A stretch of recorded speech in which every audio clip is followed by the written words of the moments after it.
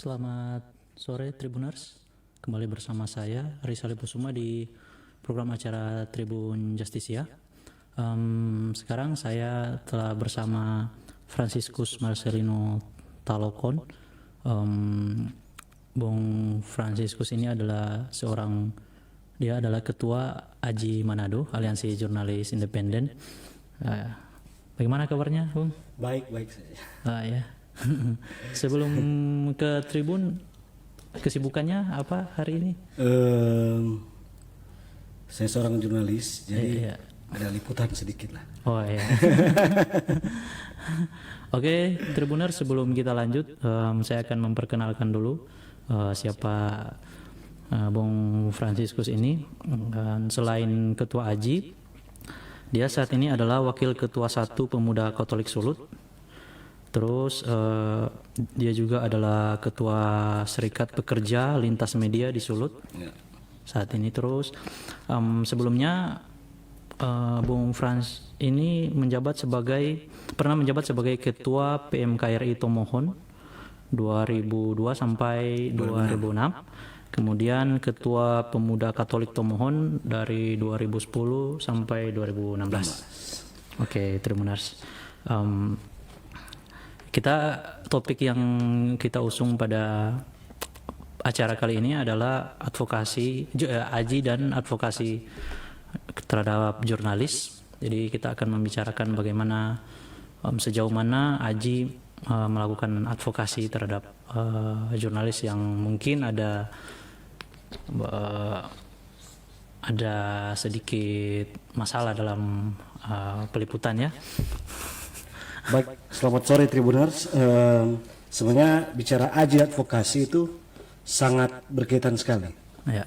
Karena AJI yang lahir pada 7 Agustus tahun 1994 di Jawa Barat waktu lalu lahir dikarenakan adanya intimidasi, pemberedelan ataupun hal-hal yang mengarah kepada kekerasan terhadap jurnalis. Kekerasan secara fisik maupun dari sisi ancaman. Nah, inilah awalnya AJI lahir. Apalagi ketika itu beberapa kelompok jurnalis, beberapa orang jurnalis tidak menginginkan ketika zaman Orde Baru seluruh jurnalis hanya boleh masuk dalam satu organisasi. Oh, ya. Itulah karena dianggap organisasi ini waktu lalu hanya lebih mementingkan kepentingan pemerintah tapi tanpa melihat kepentingan rakyat. Yang ketika masa itu beberapa orang jurnalis pendiri AJI melihat ada persoalan besar di bangsa ini yang tidak pernah diberitakan oleh banyak jurnalis dan banyak media karena mereka terkungkung dalam sebuah organisasi yang wadah induk dulu, namanya wadah induk organisasi. Sehingga itulah lahir AJI, sehingga konsentrasi AJI saat ini ada 3 hal, 2 diantaranya terkait dengan kekerasan jurnalis dan kesejahteraan jurnalis, yang semuanya dilakukan advokasi oleh AJI jika ada permasalahan-permasalahan terkait itu.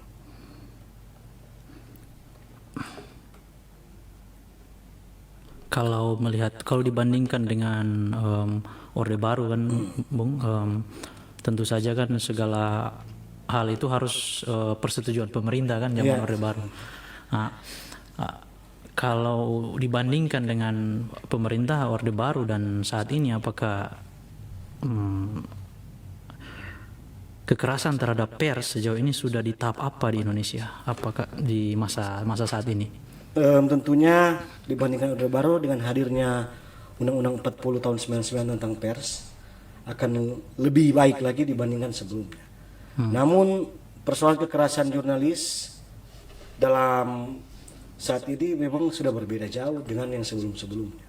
Ketika dulu kekerasan hanya bersifat pemukulan, pembunuhan, penculikan, atau pengancaman. Tapi sekarang sudah kekerasan yang mulai lain lagi. Yang kami lihat sekarang ada yang berupa doxing, kekerasan terhadap digitalisasi, apalagi kan sekarang merebaknya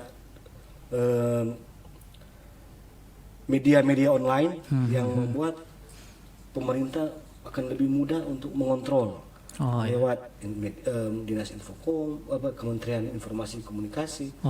Bahkan kami yang ketakuti ketika Dewan Pers juga sebagai lembaga yang menjamin soal hak-hak pers, lantas nantinya ketika diatur oleh pemerintah terlalu dalam, maka ini akan mengakibatkan kebebasan pers tersendat.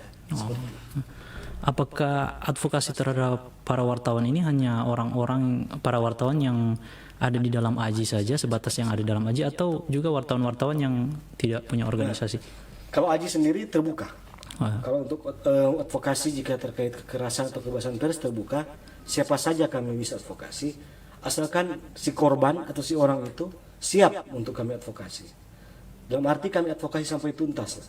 Jangan ketika kami akan advokasi diam-diam mereka sudah ngomong di belakang. Oh iya.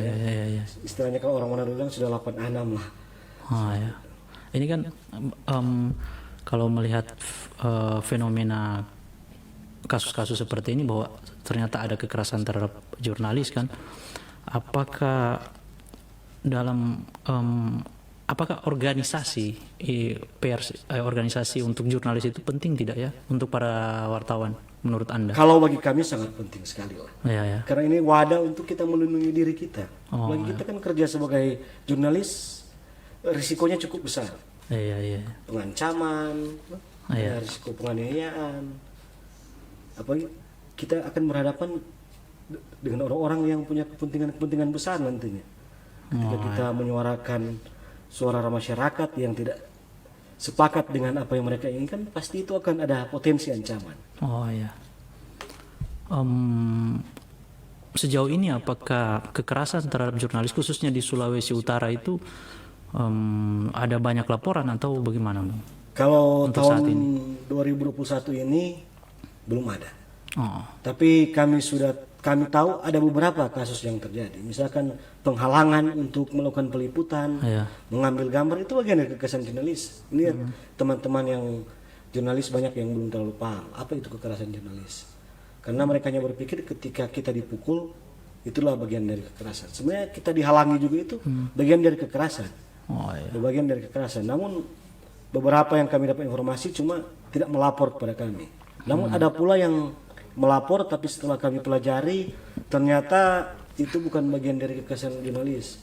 Karena si jurnalis itu sendiri yang menyebabkan konflik, panas-panasin lah situasi sehingga ketika saling dorong-mendorong dia berada di tengah. Sebenarnya posisi jurnalis kan tidak seperti itu ketika ada sebuah permasalahan di tengah masyarakat antar aparat dan masyarakat, jurnalis janganlah berada di tengah-tengah kerumunan situ. Ambil posisi yang lebih baik lah. Karena itu kan sangat berpotensi ketika kena batu, lemparan batu misalkan. Siapa yang harus dituduh di situ? Sementara massa di situ ada lemparan yang banyak sekali.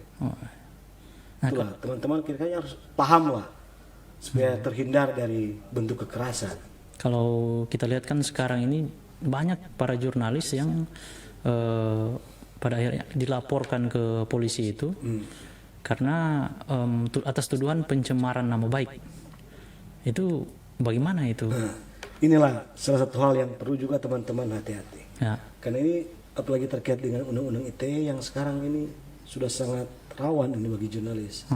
Ketika salah menulis atau melakukan hal-hal yang pemberitaan yang untuk sesuatu yang baik tapi dianggap tidak baik oleh kelompok tertentu, makanya sangat rawan.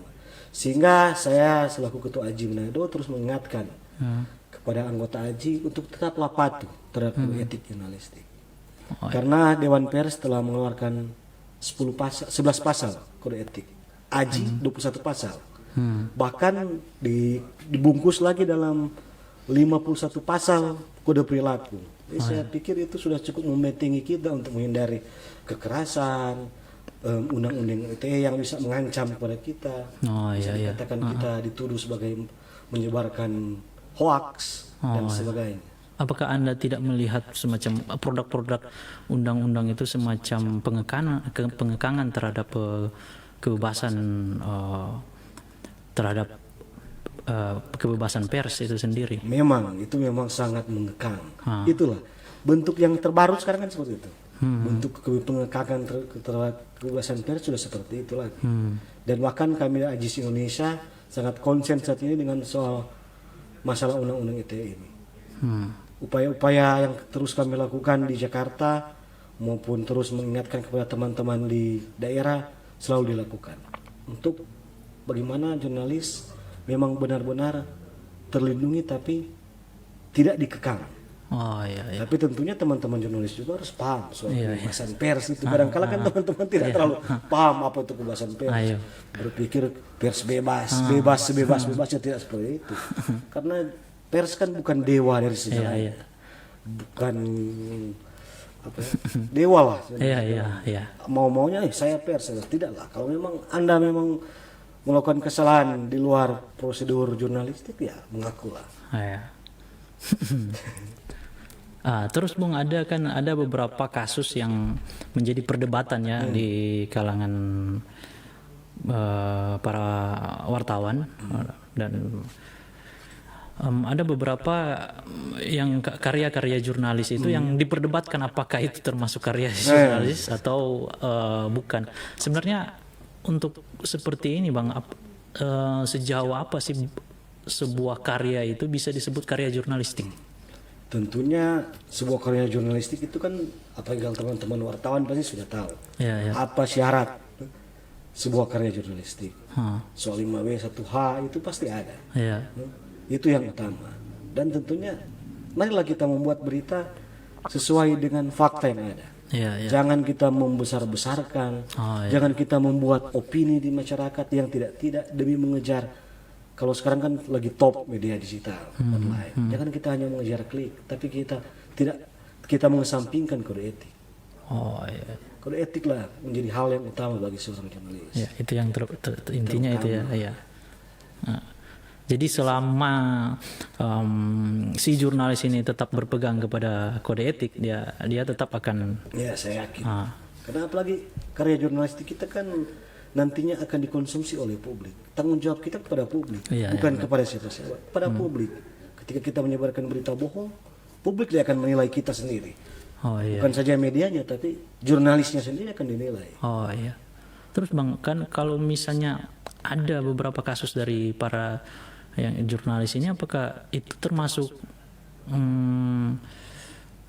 kasus-kasus itu berarti apakah itu yang kasus-kasus itu bertentangan dengan kode etik jurnalis?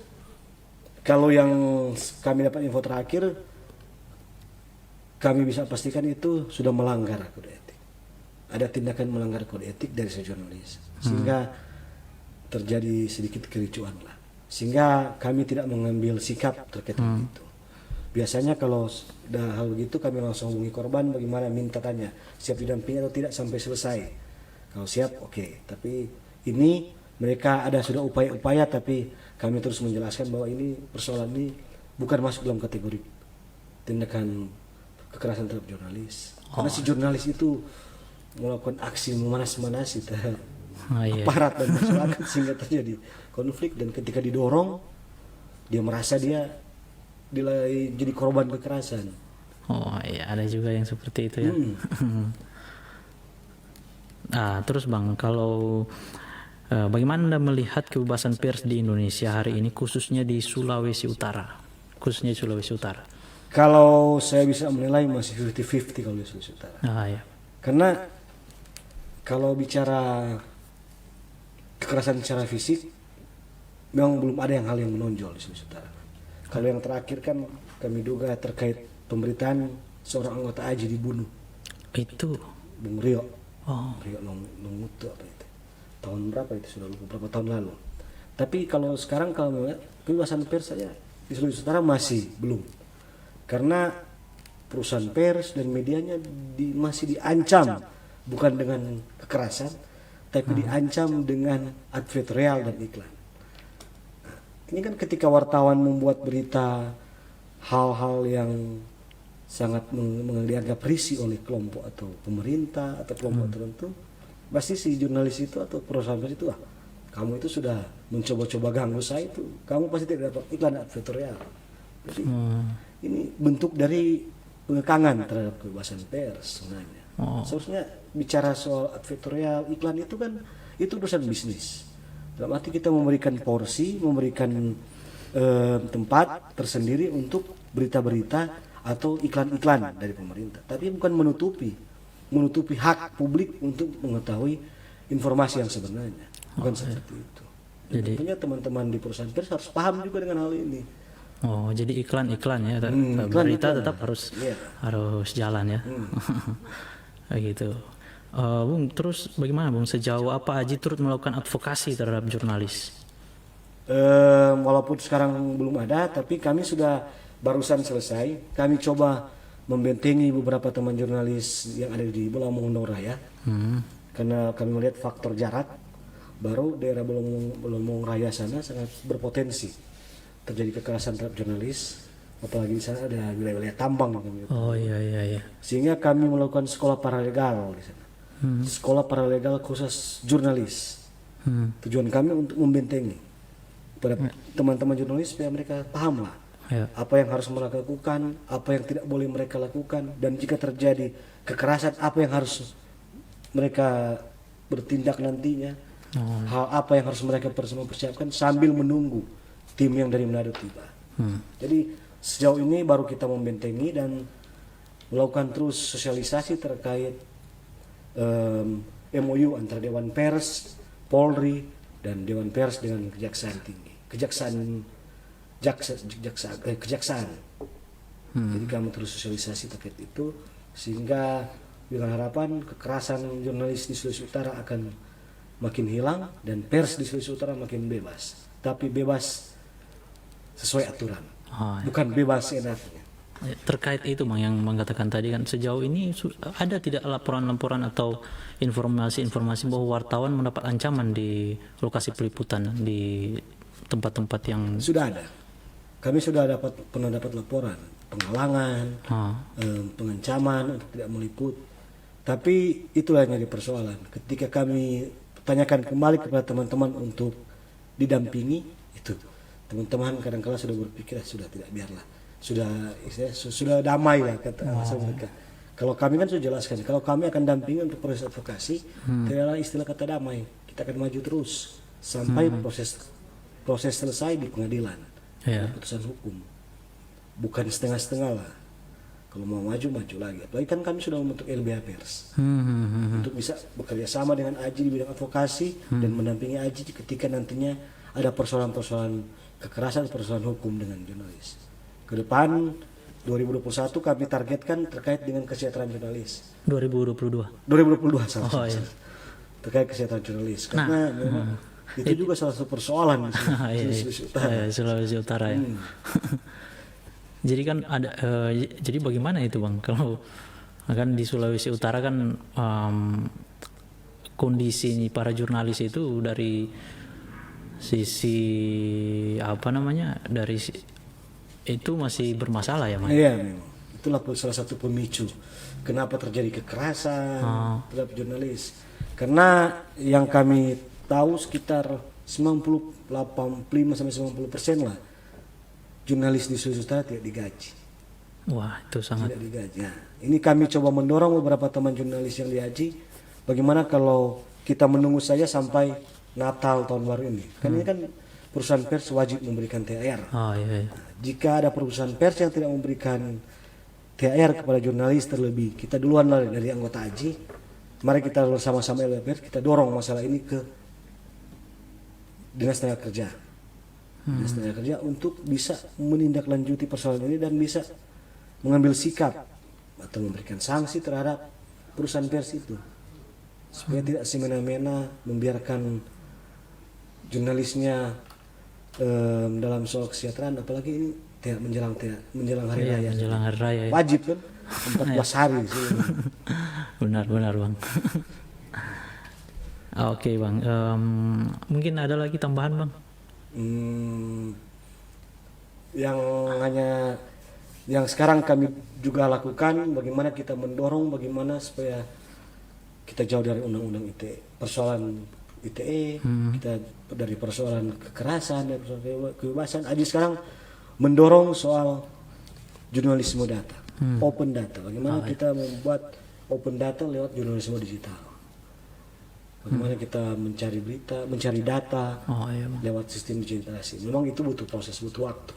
Sekitar 2 minggu lah kita belajar soal itu. Tapi kita mendorong supaya memang benar-benar apa yang kita sampaikan kepada publik lewat karya jurnalistik kita memang sesuai fakta.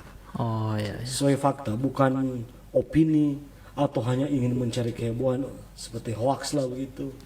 Tapi tidak sesuai fakta. Karena jurnalisme data kan otomatis semua data yang kita butuhkan kita akan cari dengan berbagai cara, itu ada kekhususannya mencari data itu. Ya bang.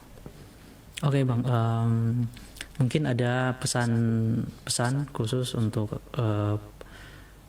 Tribuners di rumah dari. Baik Tribuners, pesan saya pertama, kiranya masyarakat dari Sulawesi Utara bisa paham soal kerja-kerja jurnalis. Kadang-kala masyarakat belum paham kerja jurnalis, bahwa jurnalis dianggap dewa lah, dianggap semacam tahu segalanya. Padahal jurnalis itu hanya sebagai pemberi informasi kepada masyarakat. Dan tentunya kami berharap Tribuners atau masyarakat Sulawesi Utara bisa melaporkan kepada kami jika ada anggota AJI yang melakukan tindakan-tindakan atau pelanggaran yang tidak sesuai dengan kode etik jurnalistik. Di AJI sendiri ada majelis etik yang akan menangani soal itu, sehingga majelis etik akan semacam menyidangkan lah orang-orang atau anggota AJI yang melanggar kode etik jurnalistik, sehingga ke depan proses atau karya jurnalistik dan proses jurnalistik di Sulawesi Utara bisa berjalan dengan baik dan sesuai aturan dan terlebih sesuai etika. Karena etika jurnalistik adalah hal yang paling utama bagi seorang jurnalis. Oke, Tribuners, sekian dulu perbincangan kita pada sore hari ini. Kita akan bertemu di hari-hari berikutnya. Untuk menutup acara ini, saya ingin mengutip satu